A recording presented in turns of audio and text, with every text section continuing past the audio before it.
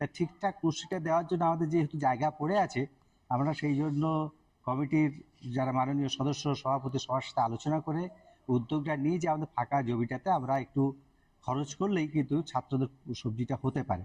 প্রচুর আমাদের সবজি হচ্ছে এবং সেই সবজিটা আমাদের চাহিদার থেকে বেশি হচ্ছে, বরঞ্চ কম হচ্ছে না। ফলে ছেলেদের ঠিকঠাক পুষ্টিকর আমরা খাবারটা দিতে পারছি। আমাদের অনেক সুবিধা হচ্ছে, যেমন আমাদের ওখান থেকে এনে পরে আমাদের স্কুলে রান্না বান্না হচ্ছে, মানে টাটকা আমরা সব কিছু পাচ্ছি। এরকম বাইরের সবজি যেমন কতগুলো তো কেমিক্যাল দেওয়া থাকে, সেরকম আমাদের হচ্ছে না।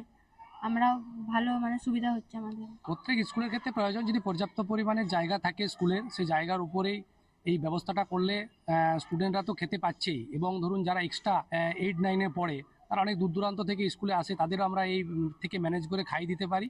জৈব সারের প্রক্রিয়ার মাধ্যমে খাবারগুলো খেতে পাচ্ছেন এবং সুস্বাদু খাবারও পাচ্ছেন এবং পুষ্টিটাও তাদের খুব ভালো হচ্ছে। আমার শহর বাঁকুড়া থেকে